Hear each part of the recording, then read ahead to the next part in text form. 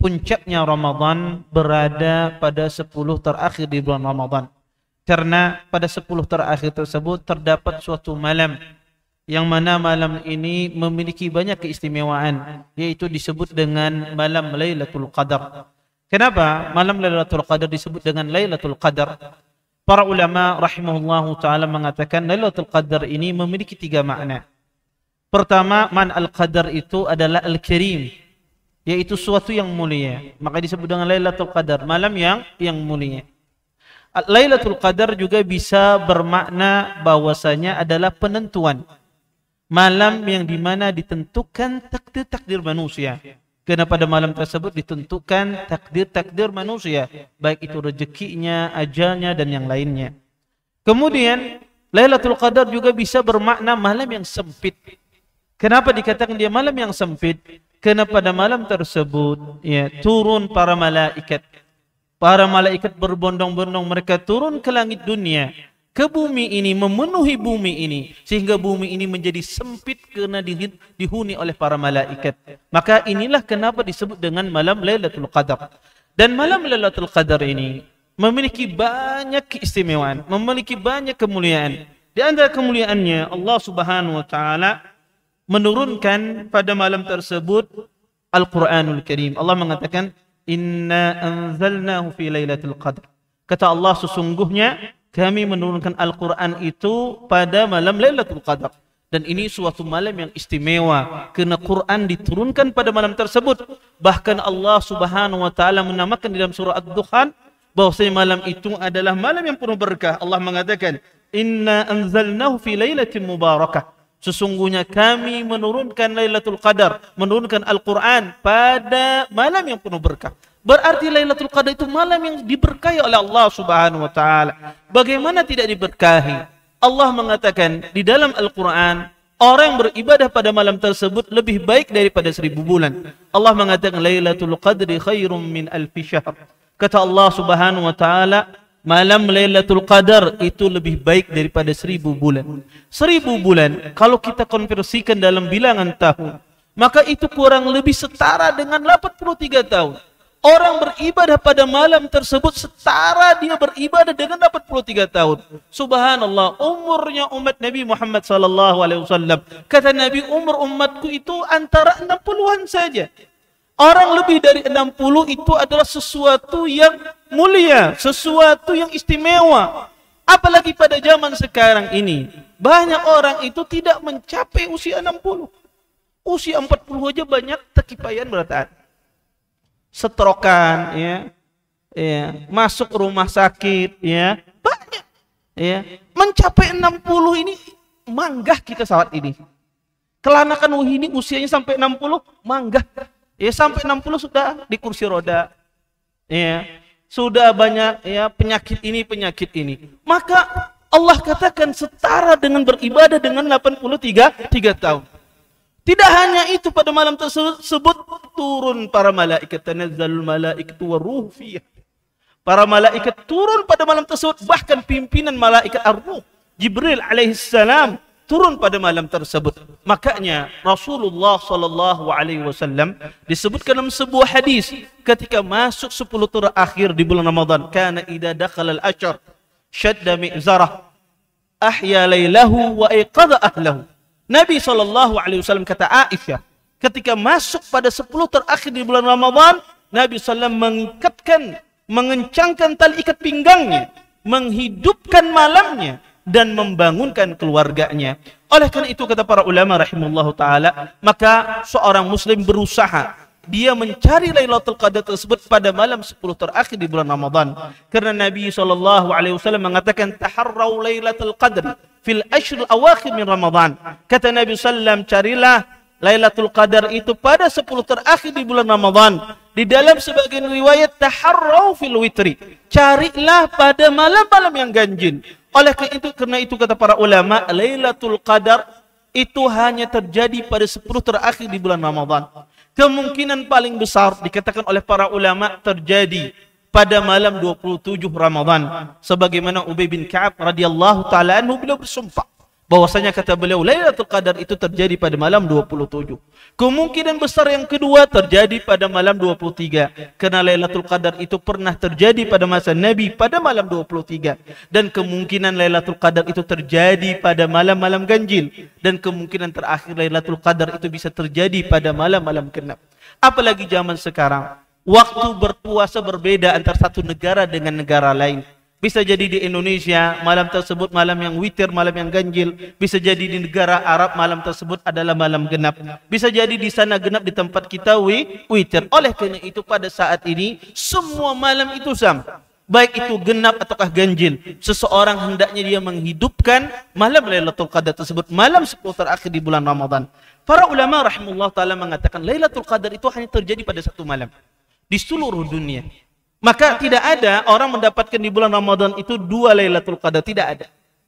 Maka di dalam satu tahun Lailatul Qadar itu hanya terjadi pada satu malam. Dan terjadi di seluruh dunia pada satu malam tersebut. Dan para ulama rahimahullah ta'ala mengatakan Lailatul Qadar itu terjadi dari semenjak terbenamnya matahari di waktu salat maghrib sampai terbit fajar. Sampai terbit fajar. Maka barang siapa yang beribadah di antara dua waktu tersebut, maka dia mendapatkan Lailatul Qadar itu sendiri. Para ulama rahimahullahu ta'ala, mereka berselisih pendapat tentang pemahaman hadis Nabi SAW. Man qama Lailatul Qadri imanan wahtisaban ghufira lahu ma taqaddama min dhanbi. Kata Nabi SAW, barang siapa melaksanakan ibadah pada malam Lailatul Qadar. Kata qama di sini, ahlul ilm berselisih. Para ulama memiliki 2 penafsiran. Penafsiran yang pertama, sebagian ahlul ilm mengatakan, seseorang tidak dikatakan dia mendapatkan Lailatul Qadar sampai dia kebanyakan malam tersebut dihidupkan dengan ibadah kepada Allah. Kalau cuma sebentar dia menghidupkan pada malam tersebut beribadah kepada Allah, maka kata para ulama tidak dinamakan dia mendapatkan qiyamul Lailatul Qadar. Tidak mendapatkan Lailatul Qadar. Walaupun dia lakukan pas bertepatan pada 10 terakhir di bulan Ramadan. Tapi kata mereka, kalau sekedar cuma sebentar, beberapa saat dia beribadah pada malam tersebut, maka tidak dianggap mendirikan qiyam di dalam hadis ini. Sebahagian lain, di antaranya pendapat Imam Syafi'i rahimahullahu ta'ala, beliau memahami hadis tersebut.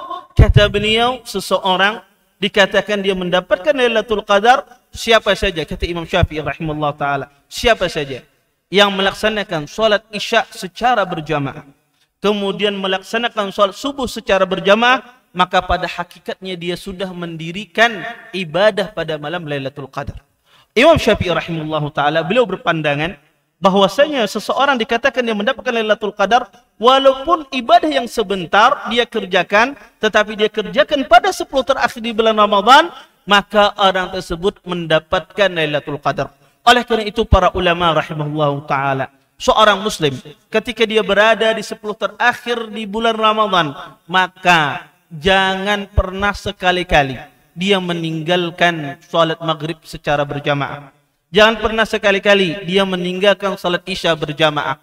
Karena Lailatul Qadar terjadi dari waktu maghrib sampai terbit fajar. Maka jangan pernah ada kita meninggalkan salat maghrib, salat isya berjamaah, ba'diyah maghrib, ba'diyah isya, dan juga jangan pernah kita meninggalkan salat tarawih ketika kita berada di 10 terakhir di bulan Ramadan. Masalah orang Indonesia, dan ini masalah negara kita, biasanya 10 terakhir itu banyak mudik. Sehingga kadang-kadang ibadah itu tidak dikerjakan. Kadang dia mudiknya apalagi malam 27 kadang-kadang. Kadang-kadang mudiknya pada tanggal-tanggal yang sensitif. Waktu-waktu giatnya beribadah kepada Allah Subhanahu wa taala. Kalau Anda mudik, kalau Anda safar, maka jangan pernah Anda tinggalkan salat maghrib, salat isya berjamaah, salat tarawih sehingga sebentar. Ketika Anda di tengah safar, datang waktu salat tarawih sehingga sebentar Anda beribadah di sana. Kemudian selesai salat tarawih, lanjutkan perjalanan Anda. Karena itu adalah waktu-waktu yang istimewa, waktu-waktu yang mulia.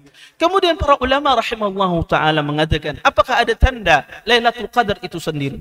Ahlul ilm mengatakan tidak ada hadis yang sahih menjelaskan tanda-tanda Lailatul Qadar kecuali satu hadis yang disebutkan oleh Nabi SAW di dalam hadis, di dalam Sunan Abi Dawud. Nabi mengatakan, kata Nabi sallam, tatlu'u fiha syams la syu'a'a laha. Kata Nabi sallallahu alaihi wasallam, pada malam tersebut, pada pagi harinya terbit matahari, tetapi tidak menyilaukan, sinarnya tidak menyengat. Maka barang siapa yang menemukan tanda pada pagi-paginya semacam itu, maka itu adalah tanda Lailatul Qadar. Dan tanda Lailatul Qadar ini kadang seseorang bisa merasakannya, kadang dia tidak bisa merasakannya. Bukan berarti orang yang tidak bisa merasakan tanda Lailatul Qadar dia tidak mendapatkan Lailatul Qadar. Maka banyak salah pemahaman di kalangan masyarakat kita. Orang mendapatkan Lailatul Qadar itu kalau dia bermimpi Lailatul Qadar. Ya. Sehingga banyak orang mengaku tadi malam terdapat Lailatul Qadar. Padahal naran bininya itu. Ya. Maka tanda Lailatul Qadar, ya, kata para ulama tidak harus seseorang itu mendapatkan dengan mimpi. Maka kadang orang bisa mendapatkannya, merasakannya, kadang orang tidak bisa merasakannya. Oleh karena itu kata ahlul ilm, siapa saja yang melaksanakan ibadah pada 10 terakhir di bulan Ramadan, dari semenjak maghrib, melaksanakan salat maghrib, melaksanakan salat isya, melaksanakan salat tarawih, melaksanakan salat subuh berjamaah, maka sungguh dia telah mendapatkan Lailatul Qadar. Dia merasakan atau tidak merasakannya. Dan kata para ulama, salah satu penyebab orang itu dihalang mendapatkan malam Lailatul Qadar, salah satu sebab yang terbesar adalah maksiat. Nabi SAW pernah suatu hari ingin menyampaikan kepada para sahabat. Nabi ingin menyampaikan kepada para sahabat kapan terjadinya Lailatul Qadar. Tetapi disebutkan fatalaha fulan wa fulan. Kemudian ada orang bertengkar di kalangan sahabat, bertengkar berdebat mereka. Kemudian Nabi dilupakan oleh Allah Subhanahu wa taala untuk memberitahukan kapan terjadinya Lailatul Qadar tersebut. Para ulama hadis mengambil istinbat dari hadis ini bahwasanya kalau pertengkaran saja, perdebatan yang biasa saja bisa Nabi dilupakan dari menyebutkan kapan Lailatul Qadar, bagaimana dengan maksiat yang dilakukan oleh seorang muslim? Bagaimana dengan perbuatan dosa yang dilakukan oleh seorang muslim? Makanya hindari semua perbuatan dosa. Karena seseorang ketika dia menghindari perbuatan dosa, pada hakikatnya dia menuju untuk mendapatkan malam yang lebih baik daripada 1000 bulan. Mudah-mudahan kita diberikan taufik oleh Allah Subhanahu wa taala untuk mendapatkan malam Lailatul Qadar, dan kita diberikan taufik oleh Allah Subhanahu wa taala untuk senantiasa istiqamah dalam beribadah kepada Allah sampai akhir Ramadan, sampai kita menghabiskan bulan puasa ini dengan ibadah kepada Allah Subhanahu wa taala. Mungkin ini yang bisa saya sampaikan. Saya tutup dan doa kepada majelis. Subhanakallahumma bihamdika asyhadu an la ilaha illa anta astaghfiruka wa atubu ilaik. Assalamualaikum warahmatullahi wabarakatuh.